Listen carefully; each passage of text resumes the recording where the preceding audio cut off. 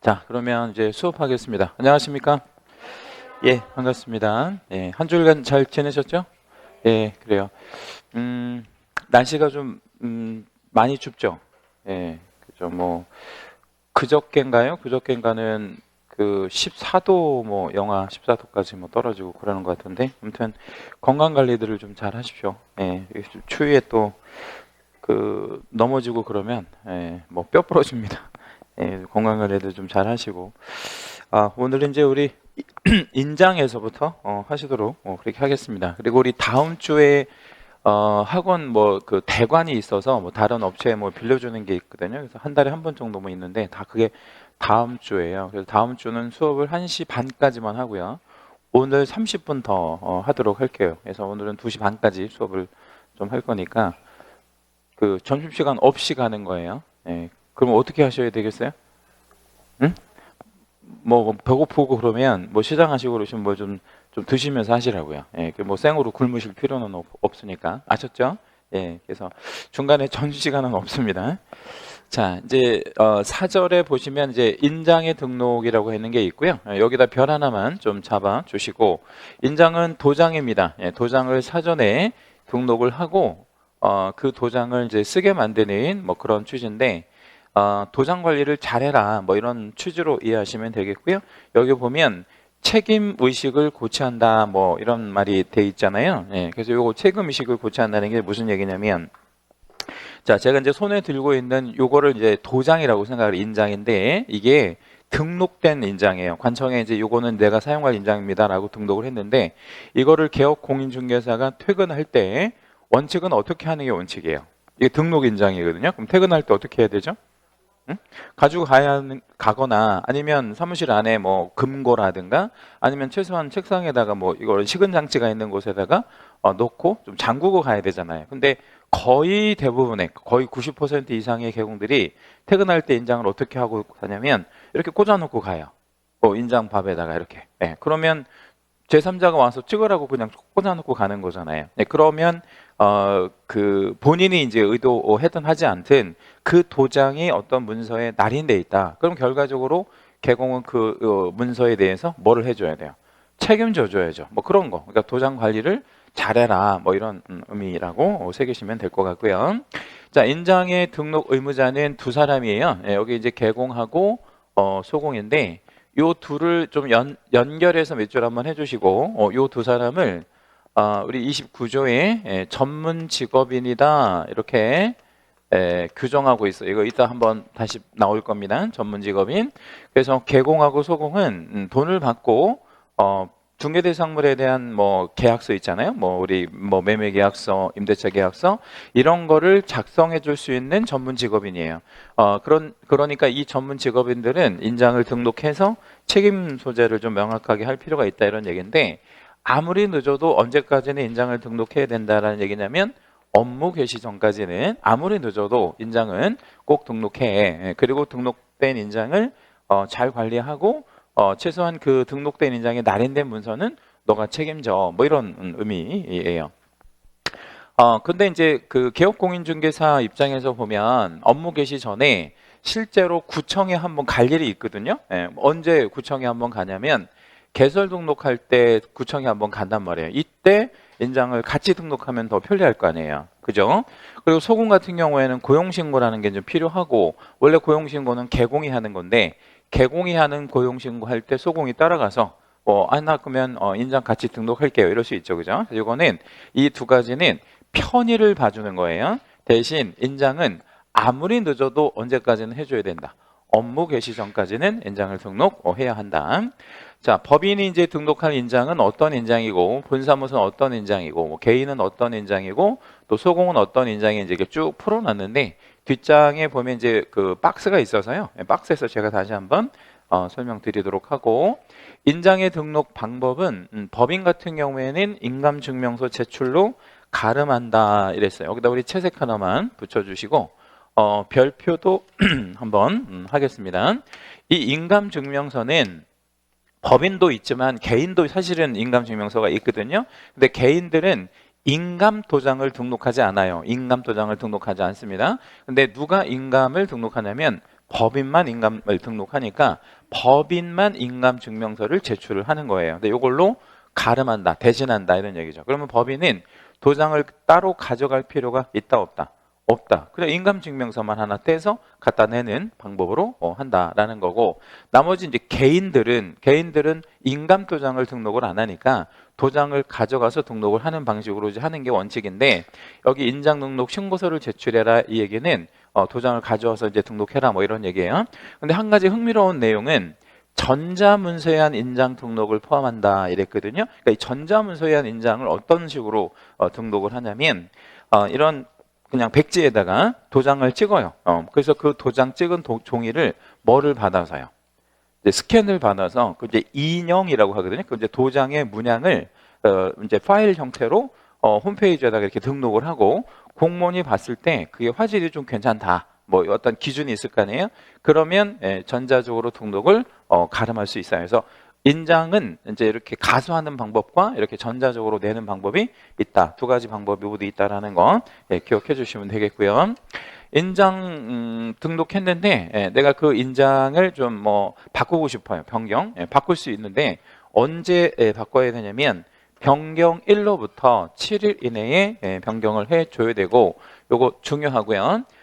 이것도 이제 그 등록이잖아요. 변경 등록, 이것도 등록이니까 등록 친다 이렇게 생각하고 7일 안에 변경 등록을 하는 거구나 라고 생각을 좀 해주시면 되겠고요. 지난주에 7일 한번 나왔었거든요. 근데 언제 7일이 나왔냐면, 우리가 이제 처음에 이제 등록을 신청하면 관청에서 며칠 안에 등록하고 그걸 본인에게 통지, 7일. 그래서 그때 등록 친다 해서 7일 좀 나왔었죠. 오늘 7일 또 한번 나올 거고요. 다음 시간에 또 한번 나올 거예요. 그래서 좀 더 3개가 나오면 그때 제가 다시 한번 정리해 드리도록 할게요. 인장 변경은 아무튼 7일 안에 뭐 해야 된다는 거. 요 내용은 뭐 굳이 안 보셔도 될 것 같아요.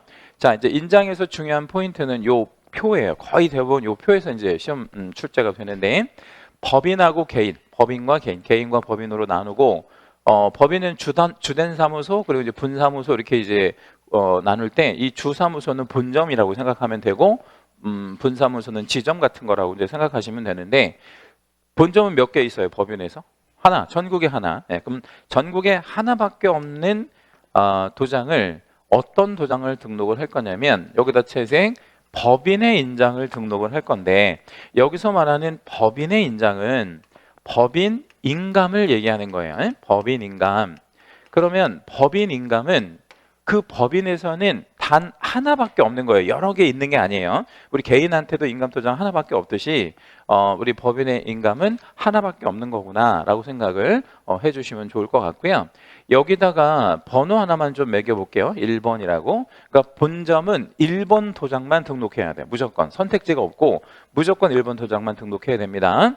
근데 이제 분사무소는 상업등기 규칙에 따라 법인의 대표자가 보증하는, 그렇죠? 인장을 등록할 수도 있는데, 여기다가 번호 2번을 한번 좀 이렇게 적어 보고요. 옆에다가 이렇게 한번만 적어 볼게요. 그러니까 우리 분사무소는 2번 도장이나 1번 도장이나 선택할 수 있어요. 선택할 수 있다. 이게 굉장히 중요한 얘기입니다. 이게 무슨 얘기냐면, 자, 이제 분사무소는 시군구마다 둘 수 있잖아요. 그렇죠? 근데 그 시군구가 우리나라에 240개가 있단 말이에요. 그러면 전국에 239개의 분사무소를 최대 둘 수 있는데, 그 239개의 분사무소에다가 모조리 1번 도장만 등록을 해 놓으면, 그죠? 불편할까요? 아니면 안 불편할까요? 굉장히 불편하죠. 도장이 왔다 갔다 하든 사람이 왔다 갔다 해야 되니까. 그래서 각각의 분사무소마다 법인의 대표가 뭐 가령 우리 그 고양시의 일산 동구 분사무소에는 요 도장을 사용할게라고 해서 이제 소위 사용 인감을 하나씩 등록을 해놓으면 본점에 왔다 갔다 할 필요가 없잖아요. 그래서 그렇게 이제 이해하시면 되겠고, 요 분사무소는 1번이랑 2번 중에서 선택할 수 있는 거예요. 무조건 뭐 2번만 하든가 1번만 하는 거 아니에요. 대신 주사무소는 무조건 몇 번 도장만 등록해야 돼. 1번. 여기는 이제 선택지가 전혀 없는 거다. 그리고 실제로 도장을 가져가서 등록을 하는 경우는 이제 개인 같은 경우는 그럴 수도 있지만 대체적으로 이제 법인 같은 경우에는 인감증명서 제출로 가름한다. 이거 중요하다고 아까 말씀드렸고요. 그리고 분사무소에 대한 인장 등록도 현지에다가 등록하는 게 아니라 주된 사무소에다가 해서 전국의 분사무소가 몇 개 있는지, 그리고 각각의 분사무소에서 어떤 도장을 사용하는지 그걸 일목요연하게 한 번에 확인할 수 있도록 해야 되기 때문에 주사무소 관할 등록관청에다가 인장을 등록한다는 거, 이것도 많이 중요한 편입니다. 자, 이제 개인들, 뭐 사람이라고 표현할 수 있죠. 사람들은 어떤 도장을 등록할 거냐면 가족관계 등록부 또는 주민등록표에 기재되어 있는 성명, 뭐 이랬는데 이 성명에다가 동그라미 한번 해서 가지고요. 아래로 빼볼게요. 여기 성명 앞에 지금 어떤 수식어들이 붙었냐면 가족관계 등록부나 또는 주민등록표라고 하는 수식어들이 붙었는데, 이런 것들이 소위 말하면 공적 장부거든요. 그럼 이런 공적 장부에 기재되어 있는 성명은 예명이나 가명일 리 있다 없다? 절대 없다. 그런 거는, 그죠? 네, 그럼 이런 성명은 반드시 실명일 거예요, 그죠? 네, 그래서 이거 실명 인장이라고 얘기를 하는데, 다시 말씀드리면 사람들은 실명, 자기의 본명이 나타나 있는 인장을 등록하면 되는 거고, 요 실명 인장이 인감이냐 이러면 인감은 아닌 거예요. 그래서 비인감이다, 이렇게 생각을 해주시면 돼요. 다시 한번, 법인의 주된 사무소는 인감도장을 등록을 해요. 근데 개인들은, 사람들은 인감 아닌 거를 등록한다. 왜냐하면 개인들이 자기 사무실에다가 인감도장을 등록해 놓으면 불편한 문제가 생길 수 있잖아요. 집에서도 인감 쓸 일도 있고 하니까. 그래서 비인감을 등록한다. 그리고 이제 사이즈가 좀 일부 제한이 되는데, 개인들은 7에서 30mm의 단위를 사용해서 이것도 채색 하나만 잡아주시고요. 보통 우리가 일상적으로 그 어떤 길이를 쓰는 단위는 뭐를 많이 쓰죠? 실무에서는 센티미터를 많이 쓰잖아요. 근데 여기는 특이하게 밀리미터라는 단위를 사용했어요. 이거 우리 그러면 센티미터로 한번 바꿔볼게요. 어떻게 읽을 수 있어요? 센티미터로 바꾸면 0.7cm에서부터 얼마? 3cm. 뭐 대충 가늠되죠. 그 이내로 들어와야 되고요. 이거보다 더 작으면 인장인지 뭐 아닌지 분간이 안 된다는 얘기고, 그리고 3cm 정도면 제법 큰 거잖아요, 가로 세로. 그러면 그거보다 더 크게 하지는 말아라. 예를 들자면 이건 적지 마시고 그냥 들어만 보세요. 이게 가령 매매 계약서다.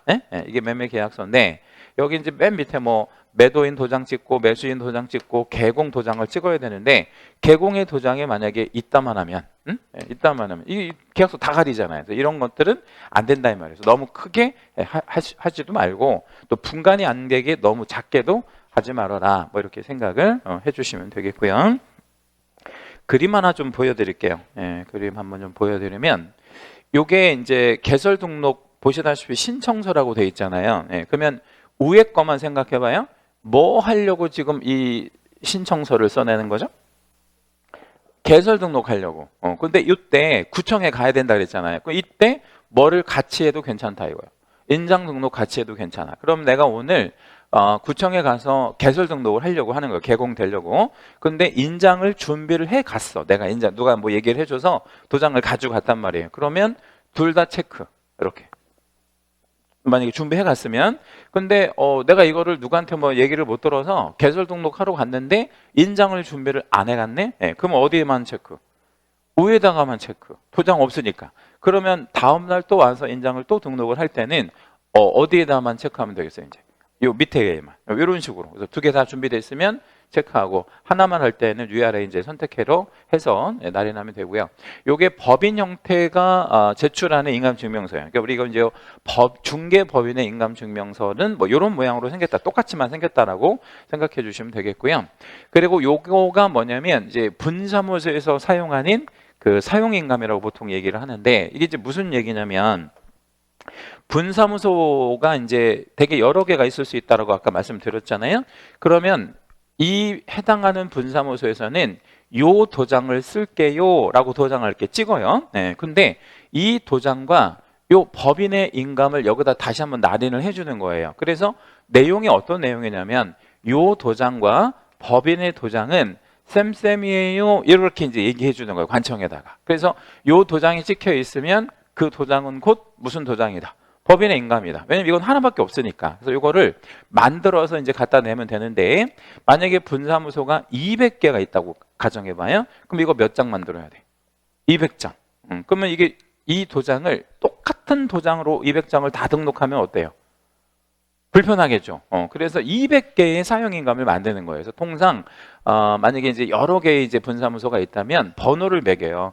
가령 1번부터 200번까지 번호를 매겨서 자, 가령 뭐 77번 도장이 찍혀 있는 어떤 문서가 있다. 예, 그러면 법인에서는 그건 관리하면 되잖아요. 그래서 77번 도장이 보니까 어디에요? 뭐 서울특별시 강서구에 있는 분사무소더라. 번호로 관리하면 되니까 뭐 이런 식으로 해서 요 사용인감을 갖다 내는 방식으로 제출한다. 그리고 요 법인인감에 대해서 이게 법인인감을 또 증명을 해줘야 되니까 법인 같으면 대표이사, 법인의 대표자가 보증하는 인장을 이제 등록할 수 있다가 이거잖아요. 근데 여기서 도장을 대표이사 개인 도장을 찍으면 안 돼.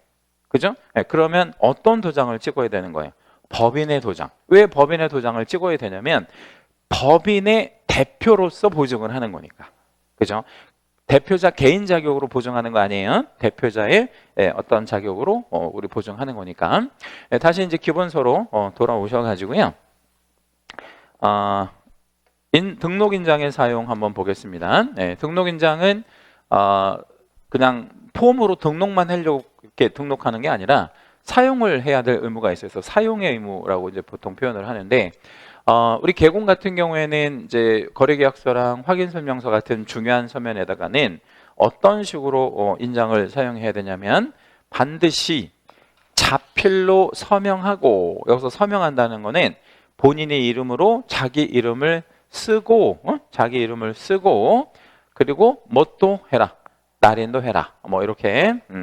그러면 요거를 조합을 해보면 이걸 두 개를 조합을 해보면 뭐하고 뭐 해라 이 얘기예요. 서명 민날인 해라 이런 얘기죠. 서명 민날인. 요 두 가지에만 즉 거래계약서하고 확인설명서에만 서명 민날인 하고 나머지에는 우리 다 무슨 날인 하면 되는 거예요. 또는 날인하면 된다. 나머지는 민날인 할 필요 없다. 이렇게 기억해 주시면 되겠고요. 소공도 마찬가지인데요. 소공도 거래계약서하고 확인설명서에 서명 민날인 하는데 대신 조건이 있어요. 소공은 아무 때나 서명 민날인을 하는 건 아니고 이 표현이 좀 중요합니다.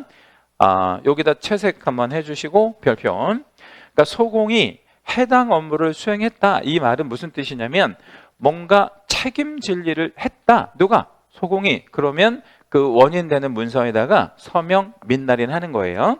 근데 해당하는 소공이 그 해당 업무를 안 했단 말이에요. 난 전혀 관여하지 않았어요.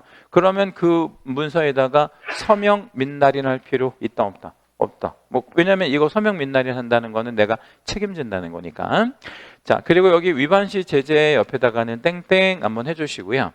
인장에 관련한 제재는 무조건 정지 처분밖에 없어요. 그래서 이거 좀 알고 계시면 유용하게 써먹을 수 있는 팁이에요. 인장에 관련한 제재는 정지밖에 없다. 인장은 정지다. 이렇게 기억을 하시는데 대신 정지가 누가 위반되냐에 따라 조금 성격이 다른 게 뭐냐면 개공 같은 경우에는 무슨 정지를 먹냐면 업무 정지 먹고 이게 또 소공이다. 신분이 그러면 무슨 정지를 받을 수 있냐면 자격정지. 이게 좀 사람에 따라 다른 거예요. 다시 한번 인장에 관련한 여러 가지 의무가 있는데 뭐 등록의 의무, 사용의 의무, 변경 등록의 의무가 있잖아요. 근데 개공이 위반했대? 그럼 무슨 정지? 업무 정지, 소공이 위반했으면 자격정지. 이렇게 이제 구분해서 기억을 해주시면 되겠고요. 자, 이제 5절에 보면 이제 등록증 게시 뭐 이렇게 나와 있는데 꼭 등록증만 게시하는 건 아니고 게시물이 5개가 있고요. 요걸 이제 게시를 해줘야 되는데 사무소 안에 우리 쉽게 볼 수 있는 곳에 그렇죠? 그리고 등록증 같은 것들을 이 등을 게시를 해야 된다. 의무예요. 이거 안 하면 안 돼요. 그리고 이거 위반하면 100만 원 이하의 과태료가 이제 있고요. 게시해야 할 거가 5개가 있는데 등록증이라고 하는 거 있어요. 여기 등록증에다가 채색 하나만 할게요. 세 글자만. 이 등록증은 누가 줄까요? 응? 누가 줄까요? 라고 제가 질문을 드렸어요. 누가 교부하나요?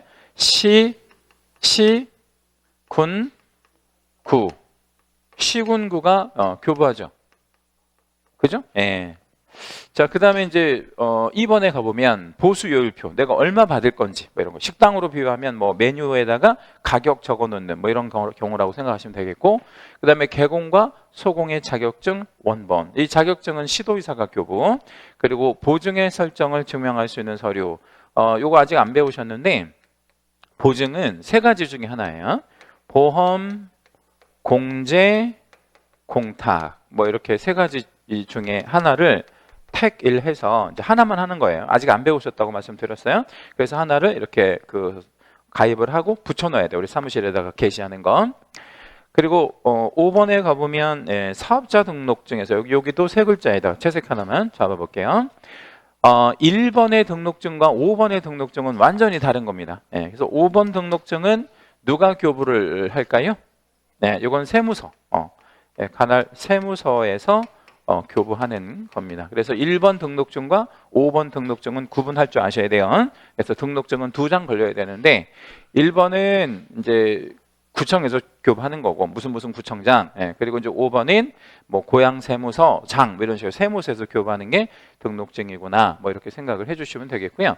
요거 암기할 필요는 없고요. 어느 정도 이제 뭐 좀 이렇게 그 구력이 여러분 좀 쌓이게 되면 저절로 알게 되시고 그림 한번 보여드릴게요. 인장이 아니죠. 게시물이 어떤 식으로 이제 게시가 되냐면 이런 식으로 게시가 되는데 여기가 지금 천장이에요, 그죠? 그럼 이 게시물을 여기다가 천장에다가 걸면 위반이에요. 건 게 아니에요. 왜 건 게 아니에요? 응? 보기 쉽지 않으니까. 천장에다 이렇게 하면 목 이렇게 쳐들고 뭐 해야 되니까 얼마나 그래요. 그러니까 보기 안 좋잖아요. 그러니까 어디에다가 걸어라는 얘기예요. 보기 쉬운 곳에. 그럼 우리가 여기 강의실로 말하면 한 요 정도에다가 이제 붙여야 되는 거죠. 딱 들어왔을 때 눈에 잘 보이게. 근데 여러분 요거 보시면 요거랑 좀 뭐 이렇게 멀리서 찍어가지고 이게 좀 분간이 잘 안 되긴 하는데 사진이 붙어 있는 걸로 봐서 등록증과 자격증 뭐 이렇게 우리 구분하시면 되거든요. 이게 자격증이고 이거는 등록증인 것 같아요. 자격증, 등록증 이렇게. 근데 쭉 가다 보니까 사업자 등록증은 사진은 안 붙어 있어요. 이거 사업자 등록증이야. 자격증, 등록증, 사업자 등록증. 여기는 이제 요율표고 뭐 우리 이제 보증 설정 서류고 뭐 그렇거든요. 근데 여기에서 흥미로운 건 뭐냐면 이게 또 붙어 있어요. 이게 뭘까요? 소공 아니에요. 자격증이 좀 여러 장이 붙어 있는 게 아니라 자격증도 있지만 등록증, 자격증 이렇게 붙어 있다니까요. 이게 자격증, 등록증이네. 그러면 이게 어떤 사무소일까요? 공동사무소야. 그러니까 2명의 개공이 같이 쓰니까 게시물이 여러 장이 걸려 있을 수 있다. 그러니까 등록증이 2장 이상 걸려 있다. 그러면 그거는 무슨 사무소? 공동사무소. 그러니까 등록증은 하나고 자격증만 여러 개의 장이 있다. 그러면 그건 뭐예요? 그거는 소공인 거지. 여기 보시다시피 사업자 등록증도 별도로 또 있잖아요. 하여튼 이런 거를 우리가 게시물이라고 얘기한다. 참고하시면 되겠고요. 게시물 위반에 따른 제재는 100만 원 이하의 과태료가 있고요. 이 100만 원짜리 이 과태료는 우리 개공이 받게 되는 여러 가지 제재 중에서 가장 경미한 그런 제재구나라고 생각을 해주시면 되겠고요. 게시물이 지역에 따라 다를까요? 아니면 전국이 똑같을까요? 응? 게시물이 지역에 따라 뭐 서울, 뭐 경기, 부산 뭐 다 달라요? 아니면 전국 다 똑같아요? 다 똑같아야죠. 이게 법이 국내법이니까 국내에서는 다 똑같아야 되겠죠. 뭐 다를 거 하나도 없고요. 6절 이제 사무소의 명칭으로 한번 가볼게요. 여기 이제 사무소 명칭에다가 밑줄을 좀 하나만 해주시고 이거를 상법상 용어로 상호라고 얘기를 합니다. 상호. 그러니까 상호는 이제 상인의 이름이다 이렇게 생각하시면 되거든요. 그래서 상인의 이름을 이제 어떤 식으로 만들 거냐 뭐 이런 얘기들인데 여기 보면 자기, 부자기 뭐 이런 말들이 있거든요. 그래서 자기는 해야 하는 거를 이제 자기라고 얘기하고 부자기는 하지 말아야 하는 이런 의무를 부자기 의무라고 하는데 채색을 한 번만 붙일게요. 사무소 명칭에 그러니까 상호에 8자의 문자 또는 5자의 문자를 사용해야 됩니다. 문자 사용의 의무가 있어요. 자, 첫 번째, 우리 개공은 문자 사용의 의무가 있다. 상호 만들 때. 근데 몇 자나 몇 자의 문자를 사용하라고요? 8자, 그리고 5자. 근데 여기서 여러분 오해하시면 안 되는 게 상호 만들 때 무조건 8자하고 5자로만 해라 이 뜻이 아니라 이 8자와 5자의 문자를 포함해서 만들어라는 거예요. 그렇죠? 자, 그러면 이렇게 만들면 어떤가 보세요. 행운 공인중개사 사무소 이렇게 만들 수 있다 없다? 있다. 몇 자가 들어갔으니까 8자. 또는 행복 부동산 중개 이렇게 만들 수 있다. 왜? 5자 들어갔으니까. 그래서 문자 사용의 의무가 있다라는 건 알고 계시고, 여기 보면 이제 아닌 자라는 주어가 나오잖아요. 이 아닌 자는 부작위해야지. 이 뭔 말이냐면 아닌 자는, 개공 아닌 자 이런 거 절대 쓰면 안 되는 거 아니에요? 네, 그래서 요 아닌 자라는 주어가 나오면 무조건 처벌을 합니다. 네, 이거 처벌이 몇 년 몇 천이라 그랬죠? 1년 1천. 그래서 아닌 자라는 주어가 나오면 항상 1년 1천으로 받으라 그랬어요. 네, 요거 좀 참고로 알고 계시면 유용하게 써먹을 수 있고요. 자, 그 다음에 이제 개공이 아까 얘기한 대로 그 문자 사용을 안 하면 100만 원 이하의 과태료, 그리고 개공이 이제 5개 광고물을 설치하게 되면, 5개 광고물이라고 하는 거는 간판을 얘기하는 거거든요. 그래서 5개 광고물을 설치한다에다 밑줄 한번 해주시고, 요거 간판을 얘기하는 건데, 이 간판에는 개공의 성명을 그 자기의 이제 실명이죠, 본명을 표기해 줘야 돼. 어디다가? 간판에다가 이제 이름 누구누구의 사무소다라는 거를 해줘야 되고, 이거 안 했다? 그러면 100만 원 이하의 과태료가 있다. 여기 이제 아닌 자라는 주어에다가 채색 하나 해주시고, 아닌 자가 뭔 짓을 하면 몇 년 몇 천의 형벌 있다고요? 1년 1천. 이거 되게 유용하게 우리 사용할 수 있는 팁이니까 꼭 기억해 주셔야 됩니다. 자, 그 다음에 이제 부칙 개공이 있는데요. 여기다 제목에다가 밑줄 한 번만 하고 위로 한번 빼볼게요. 네. 자, 여러분 부칙 개공 우리 배워봤잖아요. 이 부칙 개공은 자격은 있는 아니면 자격 없는, 자격은 없는. 그런데 등록은 있고 아니면 등록도 없고, 등록은 있고, 그러니까 개공인 거잖아요. 그러니까 자격 없는 개공인 거예요. 옛날부터 중개업을 하고 계셨으니까 어쩔 수 없이 인정을 하는 종별이잖아요. 근데 이 부칙상의 개공들이 자기 사무소 명칭에다가 이 8자 혹은 5자 이거 쓰면 돼요, 안 돼요? 안 되죠. 왜 안 돼요? 자격이 없으니까. 그래서 이걸 썼다 그러면 이 사람은 개공 아닌 자가 아닌 거예요. 왜냐하면 개공이니까. 그래서 여기는 1년 1천으로 받으면 안 돼. 다시 한번, 1년 1천의 형벌을 부과하는 거는 누구 아닌 자가, 개공 아닌 자가 했을 때 1년 1천이잖아요. 근데 이 사람은 개공이 아닌 게 아니라 개공이잖아요. 그러니까 이 개공이 요 5자나 8자를 썼다 하더라도 1년 1천으로 가면 안 된다고. 그럼 이 사람은 단순 개공이 의무를 위반한 거니까 얼마 과태료? 100과태료로 가져야 돼요. 신분이 개공이라서 그런 거예요. 개공 아닌 자가 아니라서. 자, 지금 위에서 보신 내용을 간단히 표로 정리를 한번 해보면, 사무소 명칭에 몇 자나 몇 자의 문자 사용, 8자나 5자의 문자 사용, 그리고 간판을 만약에 설치하게 되면 개공의 성명, 뭐 여기 이제 당연히 실명이겠죠. 이거를 우리 표기를 해줘야 되는데, 이게 법인의 주사무소 간판이 있을 수 있고 분사무소 간판이 있을 수 있거든요. 그러면 주사무소 간판에는 누구의 이름을 부착을 해야 되겠어요?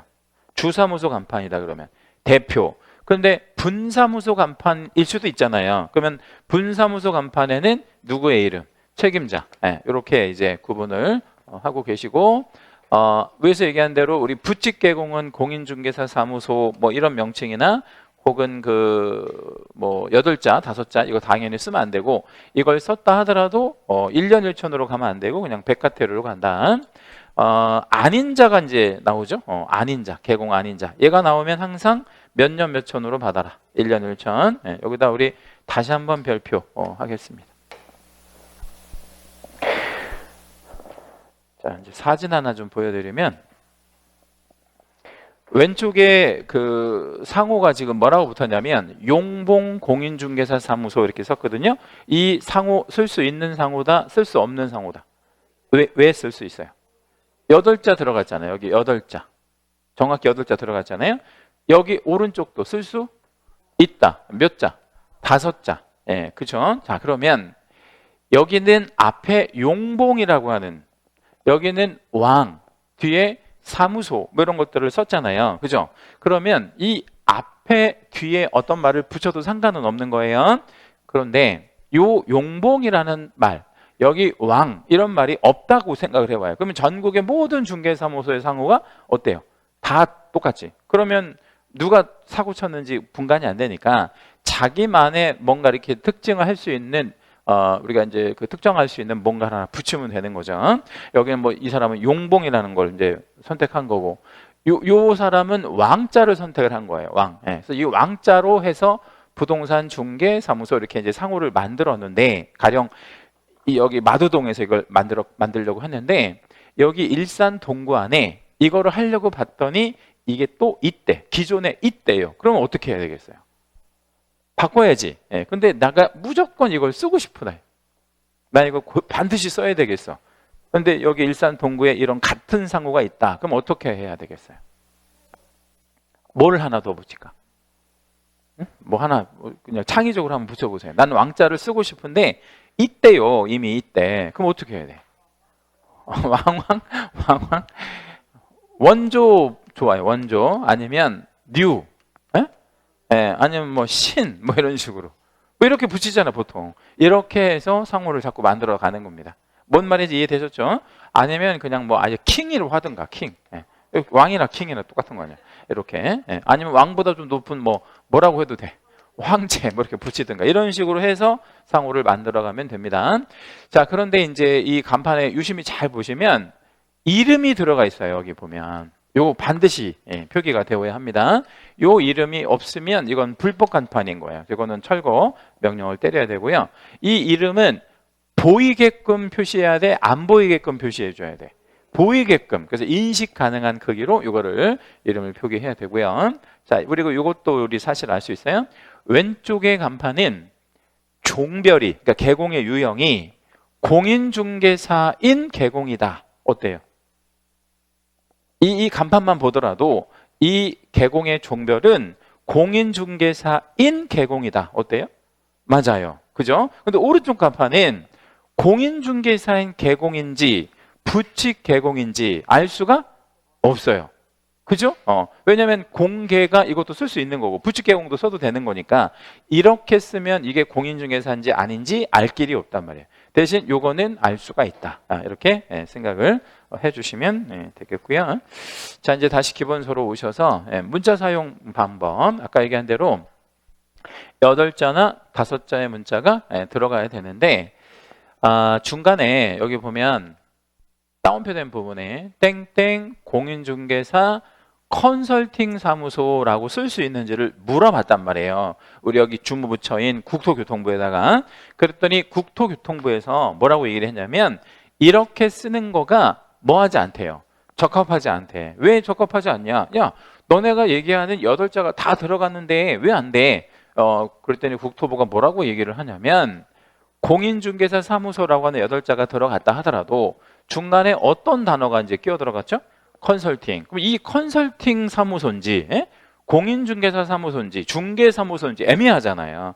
그래서 이렇게는 써서는 안 된다는 거예요. 그럼 참 이 땡땡 공인중개사 컨설팅 사무소를 쓸 수 있는 걸로 바꿔보면서 컨설팅이라는 말을 꼭 넣고 싶어요. 상호에다가 뭐 넣을 수도 있어요. 뭐 넣지 말라는 법은 없으니까 한번 바꿔볼게요. 어떻게 바꿔야 돼? 땡땡 공인중개사 사무소 다음에 컨설팅 이렇게 붙이면 되는 거지 뭐. 그렇죠? 그래서 앞에나 뒤에 붙이면 되는 거고 중간에 끼어 들어가는 거는 이거 이제 그 8자나 5자가 고유 명사이기 때문에 중간에 뭐 끼어 들어가는 거는 안 된다. 자, 그다음에 이 판례는 상당히 좀 의미가 있는 판례라서 제목에다가 채색 하나만 좀 해주시고요. 별표도 하나만 좀 하겠습니다. 자, 이게 이제 사건 번호가 2006도이니까 2006년도에 대법원에 접수된 그런 사건인데 어떤 일이 있었었냐면 얘는 뭐 적으셔도 되고 안 적으셔도 돼요. 이건 이제 개공이 부착한 간판입니다. 근데 가령 요렇게 이제 하나 쓴 거예요. 행운 공인중개사 사무소 이렇게 이제 하나 쓴 거예요. 상호, 자기 상호. 이 상호 쓸 수 있어요, 없어요? 쓸 수 있어요. 쓸 수 있는데 이 개공이 어떤 식으로 덧붙였냐면 위에 거보다 메인 상호보다 더 크게 법률 중개사 이런 식으로 쓴 거야. 이렇게 예, 그래가지고 이제 밑에 뭐 전화번호 뭐 어쩌고 저쩌고 적고 대표 뭐 누구 이렇게 적고 한 거예요. 그리고 야간에 조명은 어디에만 조명 넣고 여기에만. 여기는 조명도 안 넣고. 근데 이거를 왔다 갔다 하면서 누가 보면서 굉장히 신경이 쓰였을 것 같아요, 여러분. 변호사가 보고 신경 쓰인 거야. 왜? 이것 때문에. 예. 니네가 뭔데 뭐 이 법률이라는 단어를 쓰냐라고 해서 이제 그 소위 말하면 고발이 들어간 거예요. 그래서 1심, 2심, 3심까지 올라가서 대법원까지 이제 갔단 말이에요. 그래서 대법원이 결론을 어떻게 내렸냐면 상호에다가 혹은 명함에다가 상호 이 간판 같은 거 혹은 명함에다가 공인중개사라는 표시와 함께 법률중개사나 부동산 법률중개사라고 이렇게 우리 병기하는 것은 변호사법에서 말하는 법률 상담, 기타 법률 사무를 취급하는 뜻의 표시나 기재에 해당하지 않는다. 그 말이 무슨 말이에요? 써도 된다. 그래서 이거 사용하셔도 되고, 이거 사용하시는 거를 추천드립니다. 사용 가능하다. 병기 가능하다. 명함에도 쓰셔도 되고, 간판에 쓰셔도 된다. 대신 병기할 때 가능한 거예요. 무슨 얘기냐면 얘는 안 쓰고 이렇게만 쓰면 안 돼. 중개사법 위반이에요. 이해되셨죠? 중개사법에서 8자하고 5자 쓰라 그랬잖아. 그러니까 이건 안 쓰고 이거만 쓰는 건 불법이고 같이 쓰는 거는 해도 된다. 그러면서 요 판결문의 내용을 좀 보면 일반인들의 생각을 물어봤어요. 대법원이. 그래서 200명한테 이제 성인 남녀한테 물어본 거예요. 뭘 물어봤냐면 이걸 딱 보는 순간 어떤 느낌이 들었니? 라고 이제 200명한테 물어봤거든요. 근데 대부분의 사람들의 생각은 변호사라는 생각을 갖는 게 아니라 뭐에 대해서 잘 아는 공인중개사, 법률에 대해서 잘 아는 공인중개사다라는 생각이 들었다라고 답변을 했대요. 그 얘기는 무슨 얘기냐면 이걸 쓰는 게 좋다라는 거죠.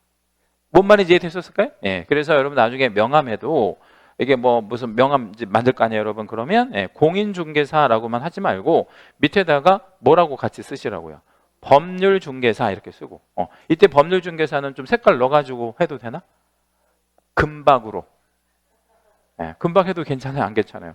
괜찮지. 변호사 애들은 다 금박으로 하잖아요. 그러니까 이런 거 해도 상관은 없다라는 거죠. 이거 쓰셔도 되는 내용이고요. 이거 굉장히 돈 많이 들어간 판례입니다. 이거 우리 저 어디야 변협이랑 공인중개사 협회가 붙어가지고 돈 엄청 많이 들여서 나온 판례예요. 근데 이거를 사람들이 잘 몰라요. 뭐 이거 써도 되고 안 써도 이거 잘 모르거든. 그래서 이거 써도 되는 내용이니까 유용하게 활용하시고요. 아까 위에서 얘기한 대로 개공 아닌 자들은 함부로 우리 좀 뭐 유사 명칭이나 동일 명칭 이런 거 쓰면 안 되고요. 여기 보면 발품 부동산 이런 말도 쓰면 안 되고 이거 중개사무소로 오인할 소지가 있으니까 부동산 카페 뭐 이런 것들도 오인의 위험성이 있는 것들로 보고 처벌한 사건들이어서 이거 참고로 알고 계시면 되겠고 이런 발품 부동산, 부동산 카페 이런 건 함부로 쓰면 안 되는 거예요. 우리 개공이 아니면. 자, 그리고 성명 표기는 아까 어떻게 하라 그랬냐면 인식할 수 있는 정도의 크기. 그럼 인식할 수 있는 정도의 크기라고 하면 크게 아니면 작게? 크게 만들어라. 철거 명령. 그래서 이제 간판 등에 대해서 철거를 명할 수 있는데 여기 보면 위법한 간판 이렇게 해서 밑으로 빼볼게요. 이제 등록관청이 간판의 철거를 명할 수 있는 위법한 간판이 어떤 거냐면 첫째, 문자 사용을 하지 아니한 간판을 얘기해요. 자, 몇 자의 그 문자를 쓰지 않은 8자나 5자. 그 다음에 성명 표기하지 않은 간판. 이것도 떼낼 수 있습니다. 이거 철거해 이렇게. 또 하나가 아닌 자가 설치한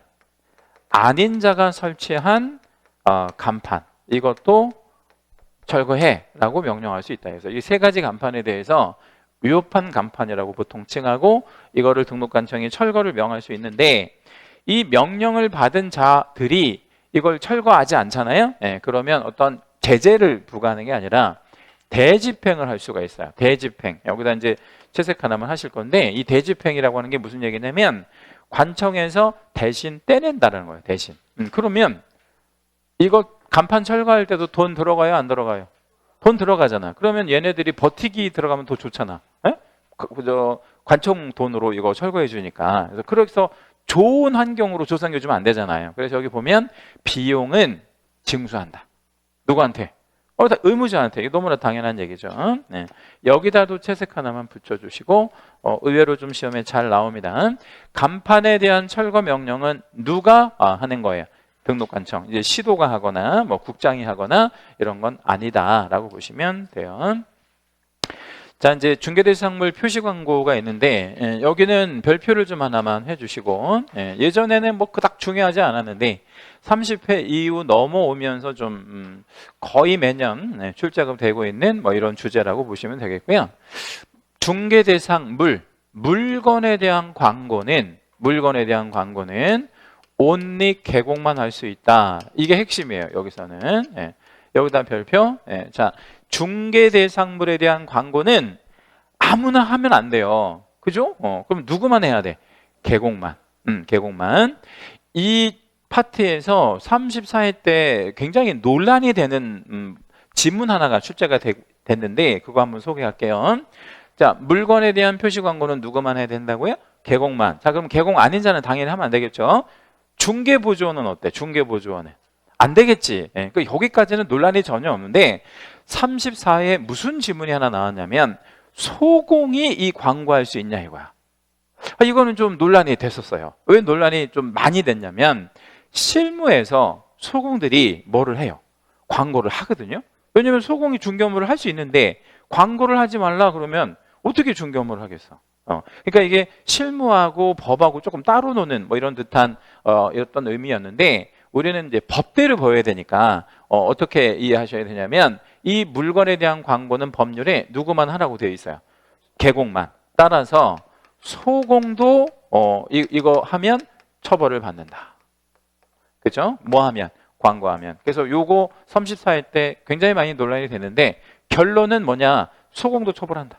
그래서 소공도 이제 광고하지 않는 걸로 하고 실제 이것 때문에 이 34회 출제 때문에 실무에서 소공들은 이제 광고 지금 일절 못합니다. 그래서 이거 오로지 누구만 광고한다. 개공만. 이렇게 기억해 주시면 돼요. 광고할 때 이제 내가 개공이라는 거를 드러내놓고 해야 되잖아요. 떳떳하게. 그래서 그거를 명시한다는 건 드러내놓고 한다 이런 얘기 은밀하게 하지 않고 근데 공통적 명시사항이 5개가 있고 이 공통적 명시사항에 대해서 좀 잠깐 언급을 해드리면 일단 명칭은 상호를 얘기하는 거예요. 상호. 무슨 중개사무소에서 광고했다. 그 다음에 사무소의 소재지. 여러분 물건에 대한 광고하는 가장 주된 목적은 뭐예요? 응? 홍보하는데 홍보를 했어. 홍보가 잘 먹혔어요. 그럼 우리 사무실에 오해야 되잖아. 그러니까 어떻게 찾아오시라고 소재지. 그리고 오기 좀 그러면 뭐라도 해. 연락이라도 해. 연락처. 그래서 명소연 이 3개. 그 다음에 개공의 성명. 이 개공의 성명은 광고하는 주체를 얘기하는 거예요. 광고하는 주체. 그리고 내가 개공인지 아닌지를 명시해 줘야 되잖아. 뭘로 명시할 거냐면 번호로, 등록번호. 그래서 이거 5개를요. 옆에다 한번 적어드리면 명소연 성명번호 이렇게 암기를 좀 하실 거를 추천드립니다. 명소연 성명번호 이렇게 5개를 암기하실 것을 추천드리고 나름 중요합니다. 자, 그러면 명이 뭐라고요? 명칭. 소는 사무소 소재지. 연은요 사무소 연락처. 그리고 성명은 뭐예요? 개공의 성명. 그리고 번호는 개공의 등록번호. 뭐 이렇게 이 5가지는 항상 언제나 반드시 명시해야 된다. 드러내야 된다. 이거 위반하면 이거 중에 하나라도 빠지면 100만 원 이하의 과태료 먹을 수 있고요. 그리고 광고할 때 중개보조원에 관한 사항은 어떤 것이라 하더라도 오히려 명시를 또 하면 안 돼요. 안 돼. 그러니까 우리 사무실에 중개보조원 있어. 이름이 뭐야? 전화번호 뭐야? 이런 거 절대 오픈하지 말래. 왜냐하면 중개보조원을 광고 안에다가 포함을 시키잖아요. 그런 사람들이 누구한테 전화하는 사람도 있어요. 중개보조원한테 전화하는 경우도 있잖아요. 그러면 중개보조원이 아무래도 이제 뭐 이런 사건 사고에 휘말릴 가능성이 있잖아요. 그렇죠? 뭐 그런 거라고 생각하시면 돼요. 여러분 시청에다가 전화를 하려고 하는데 뭐 우리 담당 부서를 찾아야 되잖아요. 근데 전화번호가 5개가 있어. 맨 위에부터 맨 아래까지. 그럼 맨 위에가 누가 받는 전화죠? 응? 거기 그 담당 부서장이 받는 거고, 맨 밑에 5번째가 가장 밑에 이제 뭐 말단 공무원이 받는 거잖아요. 그러면 누구 전화번호로 대충 전화하세요? 위에 거 해? 뭐 특별한 이유가 있어요? 먼저 보여서. 예. 일반적으로 뭐맨 밑에 전화번호를 전화하는 경우가 좀 일반적이잖아, 그죠? 근데 맨 밑에 전화번호는 통화 줄 확률이 되게 많아요. 왜냐하면 담당자가 바쁘니까. 예. 그러니까 맨 위에 전화번호로 전화하는 게 가장 효율적이죠, 뭐. 그죠? 그렇지 않아요? 예. 그러면 항상 그 부서의 장은 놀고 있잖아요. 걔가 전화를 받아야지. 그래서 뭐 하면 어차피 이제 거기 담당 부서장 안에서는 해결이 안 되지만 그 부서장이 연결은 해줄 거 아니에요. 담당자 이제 통화 끝나면 제가 연락 드리라고 할게요. 그게 또 가장 합리적이잖아요. 그죠? 근데 그 말씀을 왜 드렸냐면 우리가 전화를 할 때 여러 가지 전화번호가 있으면 다양하게 사람들이 전화를 한단 말이에요. 근데 이 중개보존에 대한 정보를 오픈하지 말아라. 왜냐하면 이 사람이 중개 업무에 관해서 뭐 상담하는 것 자체를 하면 안 되니까. 근데 여기에 그거 없어요. 소공에 대해서는 언급이 없어요. 그러면 여기에다가 명소연 성명 번호에다가 소공의 이름 덧붙이는 거 어때? 자, 다시 한번 해볼게요. 개공에 대해서는 이거는 꼭 명시를 해야 돼. 의무야, 의무. 이거는 의무예요. 이거는 의무인데 지금 중개보조는 명시를 하지 말라 그랬잖아, 법률에. 근데 소공이 없다고요, 소공이. 예, 그러면 광고를 할 때 이 명소연 성명 번호에다가 소공에 대한 전화번호도 같이 올리려고 해. 어때요? 해도 된다? 하면 안 된다? 해도 된다. 소공은 상관없다. 왜? 소공은 업무를 할 수 있고 상담도 해도 되니까. 다만 아까 안 된다고 말씀드렸던 거는 소공이 주체가 돼서 광고하는 건 불법이에요. 근데 개공이 광고하면서 소공의 전화번호 올려주는 건 상관이 없다 이 말이에요. 뭔 말인지 이해되셨죠? 네, 네. 근데 그거를 중개보조는 절대 언급하면 안 된다. 자, 그리고 이제 인터넷 광고 할 때는 명시사항이 좀 추가됩니다. 이걸 추가 명시사항이라고 얘기하거든요. 추가. 뭐에다가 추가? 응? 여기 보면 공통적 명시사항 외에 이랬잖아요. 그러니까 명소연 성명번호 말고 말고 추가로 명시되는 것들이 있대요. 무슨 광고할 때? 인터넷 광고할 때. 그래서 이제 제일 처음에 보니까 소재지라는 말이 딱 나오잖아요. 근데 이미 소재지는 위에서 한번 보셨거든? 이 소재지하고 이 소재지가 같은 아니면 다른? 완전 다른 거겠죠. 똑같은 걸 뭐하러 언급했겠어요. 그래서 여기는 무슨 소재지요? 위에는 사무소 소재지면 여기는 당연히 물건 소재지겠죠. 그러니까 물건 소재지를 인터넷 광고할 때는 오픈하고 해라. 뭐 이런 얘기가 될 겁니다. 그래서 면적, 가격, 뭐 종류, 형태. 형태는 이제 그거예요. 매매냐, 뭐 임대차나 뭐 이런 것들. 그리고 우리가 광고하는 물건이 건축물이다 그러면 몇 층짜리인지, 사용 승인 받은 날짜가 언젠지, 뭐 방향, 개수, 욕실의 개수, 입주 가능일, 주차 대수, 관리비에다가 밑줄 하나만 해주시고요. 이 관리비는 연평균 관리비를 이렇게 명시를 해줘야 되는데 우리나라는 그 공동주택, 아파트 같은 거 이런 거의 관리비가 언제 좀 비싸요? 비싸다기보다는 언제 좀 많이 나와요? 한겨울에, 그리고 이제 한여름에도 조금 뭐 에어컨 때문에 좀 많이 나오고 뭐 그렇잖아요. 그럼 중간 봄, 가을에 약간 덜 나오는데 이걸 연평균 관리비 형태로 평균값을 내서 그거를 명시를 해줘야 되는데 이 관리비가 한번 나온 적이 있었습니다. 다시 한번 말씀드릴게요. 이 박스에 있는 거는 무슨 광고할 때만 추가되는 거? 인터넷 광고할 때. 그러면 만약에 전단지 광고할 때, 전단지 아시잖아, 그지? 전단지 광고할 때는 뭐만 명시하면 되는 거야? 요거 명소연 성명 번호만. 네이버에다가 광고할 거예요. 네이버에다가 광고할 거예요. 그럼 어떤 거랑 어떤 거랑? 명소연 성명 번호하고 밑에 있는 애들. 예, 그렇게 기억하면 되고 광고 관련해서 이제 구체적 방법을 국장이 정하여 고시한다 뭐 이랬는데 이 국장이 정하여 고시할 필요는 광고를 우리 서울 개공이 하는 광고하고 부산 개공이 광고하는 거하고 같아야 되겠어요? 아니면 그 방법이 우리 서울하고 부산하고 완전히 달라야 되겠어? 같아야지. 그래서 국장이 전국 통일을 위해서 이런 구체적 표시 광고 방법에 대해서 그 기준을 하나 만들어서 고시한다. 그래서 요거 따라야 되겠죠, 우리가. 다음 시간에 이어서 하시겠습니다.